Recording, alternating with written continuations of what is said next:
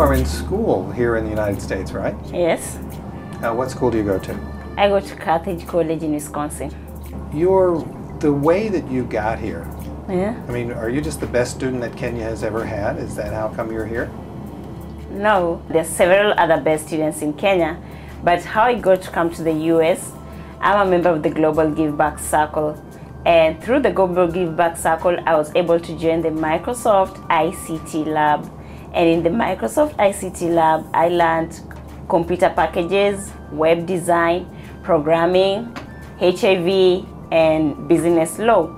So after high school, after the Microsoft ICT Lab, I was able to use my skills to apply to several other universities and colleges in America. And that is how I got to get my scholarship to Carthage College. When you were a little girl, Yes. did you dream of coming to college in the United States? It has always been my dream ever since I was young that I wanted to study in America for my further studies. And I really had to work hard towards it. I had to go against very many odds and very many challenges because of where I come from, but eventually I managed to be here. What are some of the challenges because where you come from?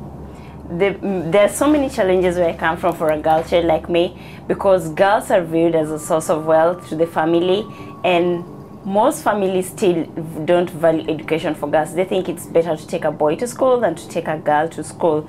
So I really had to convince my parents and my grandparents that I had to go to school, because where I come from, I was the only girl who was going to school. So they never saw any reason as to why should I go, and yet other girls are not going to school, and then they are being married off and bringing cattle to their families.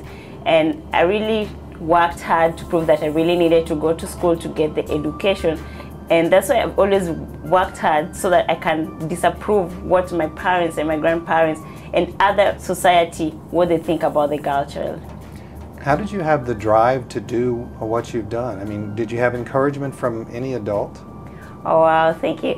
Through the Global Give Back Circle, the Global Give Back Circle has very many girls in the program, and 50% of the girls are orphan girls, and then the other percentage of the girls, these are girls who are from single families, girls who have guardians, but they really need somebody to show them the way, because many girls from disadvantaged families, you find that their relatives really think about how to get food on the table, how to get clothes for them, and they don't have time to share with them what is going on in life, how they feel in life. So this is where the Global Give Back Circle really comes in, because it is also a mentoring program, and that is really the basic thing about the Global Give Back Circle.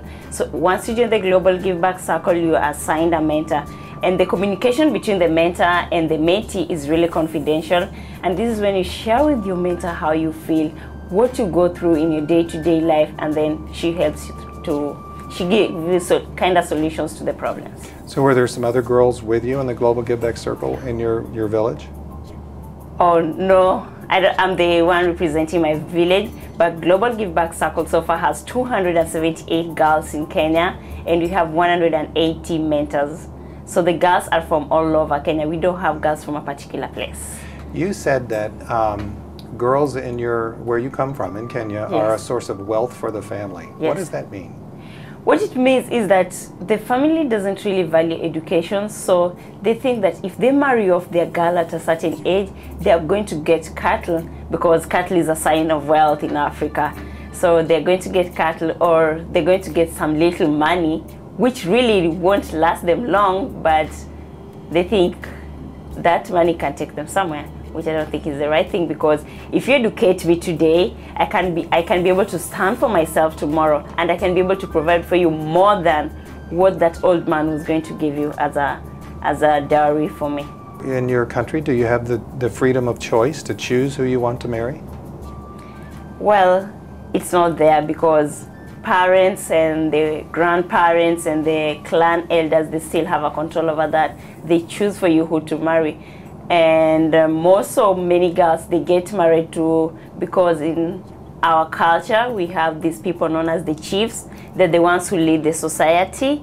So you're married to a very old man who has several other wives, but because he's the clan elder or he's the chief and he can be able to give your parents like 2 cattle, you're married off. So most girls don't have a choice of whom they want to marry. Do you have friends that are in that situation? Do I have friends? Yes, I do. What do they say? What do they look up to you and they say, I want to be like Vivian?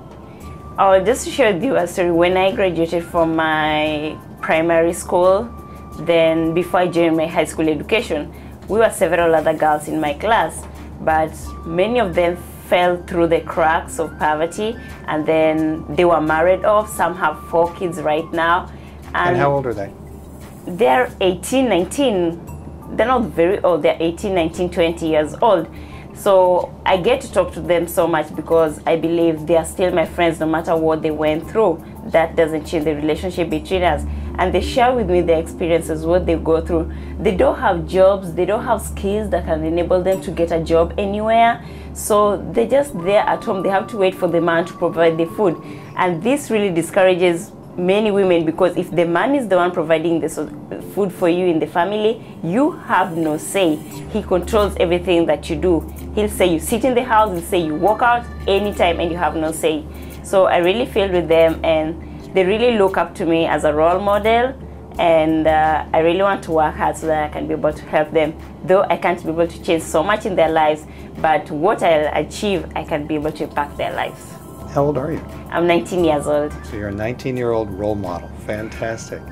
I want to go back to primary school, when you were in primary school. Yes.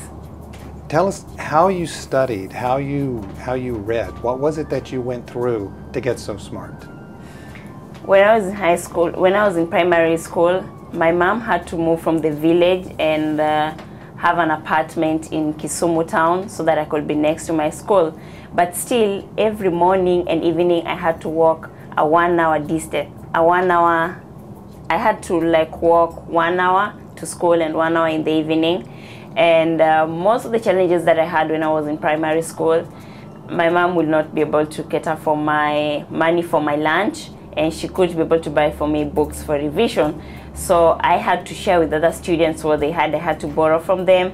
And then because my teachers knew I was a very bright student, they supported me. They helped me to get some other books.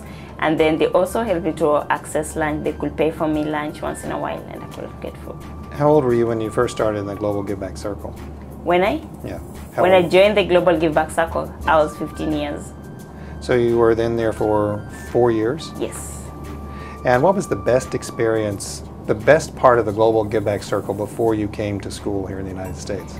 The best part of the Global Give Back Circle was the mentoring part of it, because immediately I joined the Global Give Back Circle, I was assigned a mentor. And my mentor stayed in the United States, and I had never gotten to meet her. But through the ICT skills that I learned, the world was really a small village for me, because I used to communicate with my mentor on a daily basis through internet, and I could tell her what I feel and what I'm going through, the challenges that I'm facing. And I really love it because she took her time to mentor me. She took her time to encourage me and to tell me to be positive about everything that I go through life, because everything that I'm going through is for a reason. And if I be positive, definitely there's going to be a change in life. Dr. Vivian, we're gonna go.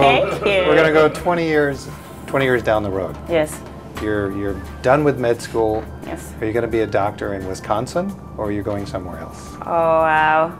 After my graduate school, 20 years down the line, I'm definitely going to be a pediatrician, and I'm going back to my country. I think this is a commitment that I'm making to my country, because all the goodwill people have helped me in my country, and I've been able to go this far.